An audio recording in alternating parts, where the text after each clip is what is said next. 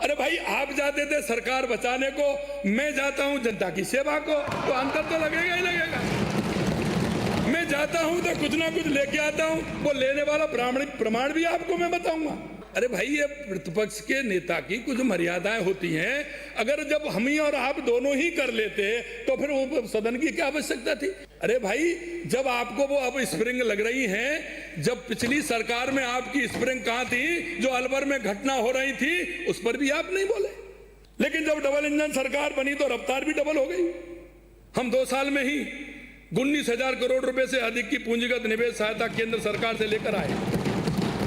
कांग्रेस की सरकार के दौर में 2020-21 से 2023-24 तक 4 साल में केंद्र सरकार से, ये मैं वो बातें बता रहा हूं जो कभी कभी कहते हैं मुख्यमंत्री दिल्ली जाता है।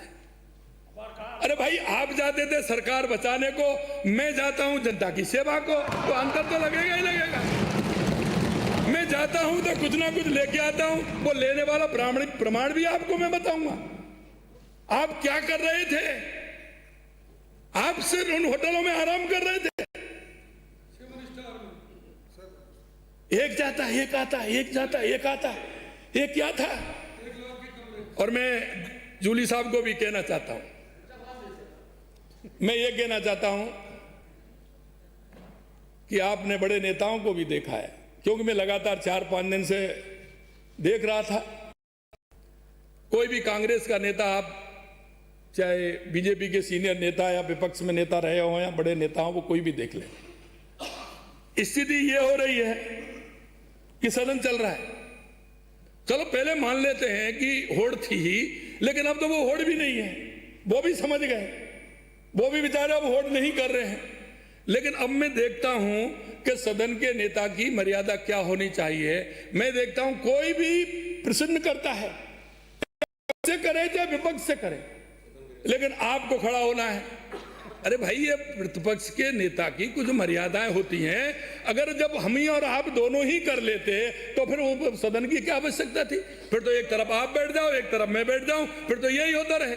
लेकिन मैं कहना चाहता हूं, हमारे वो युवा साथी आए हैं, बहुत अच्छा बोलते हैं, और मैंने तो उनको बुलाया, इधर से भी बुलाया उधर से भी बुलाया, अच्छा बोलते हैं। अरे उनका बैग खुलने दो, उनको प्रैक्टिस आने दो, उनको बोलने दो। आप आते हैं एक बात में, मैं खड़ा। अरे भाई, जब आपको वो अब स्प्रिंग लग रही हैं, जब पिछली सरकार में आपकी स्प्रिंग कहां थी, जो अलवर में घटना हो रही थी उस पर भी आप नहीं बोले, उसमें भी नहीं बोले। लेकिन मैं एक बात जरूर कहना चाहता हूं,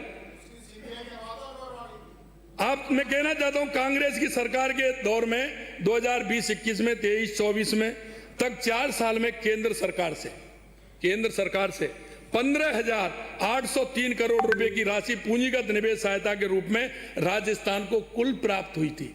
कितनी, दोबारा बता दूं, 15,803 करोड़। और माननीय अध्यक्ष जी, लेकिन जब मैं डबल इंजन कहता हूं तो बड़ी दिक्कत होती है। लेकिन जब डबल इंजन सरकार बनी तो रफ्तार भी डबल हो गई। हम 2 साल में ही 19,000 करोड़ रुपए से अधिक की पूंजीगत निवेश सहायता केंद्र सरकार से लेकर आए। मुझे सदन को बताते हुए खुशी है कि आगामी वित्तीय वर्ष में भी 2,000 करोड़ रुपए की अतिरिक्त पूंजीगत निवेश सहायता केंद्र से मिलने है। गारंटीड रिडेम्पशन फंड में जो राशि राजस्थान ने निवेश की हुई है, उस पर हम पहले उस पर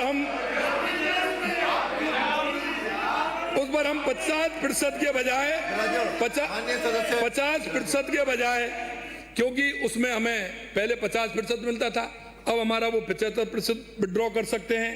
तो इससे हम प्रदेश के हजारों करोड़ रुपए की अतिरिक्त पूंजी विकास कार्य के लिए उपलब्ध होगी हमारी, तो उसमें भी हमारा काम होगा। इस राशि से सड़कें, नहर, पुल, अंडरब्रिज, ओवरब्रिज आदि निश्चित रूप से काम तेजी से आएगा। मैं बताना चाहूंगा कि वर्ष 2024-25 में 30,700 करोड़ रुपए से अधिक का पूंजीगत व्यय हुआ है, जो इतिहास में अब तक का सबसे अधिक है। पूंजीगत विकास पर जो हमारा फोकस है, उसका फायदा प्रदेश की अर्थव्यवस्था के सभी क्षेत्रों को मिल रहा है।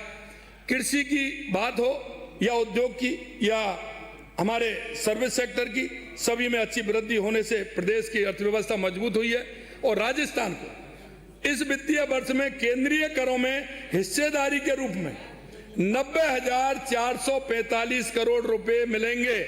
ये पिछले वर्ष से करीब 6,505 करोड़ रुपए अधिक हैं और जो अब तक के सर्वाधिक भी हैं। झलको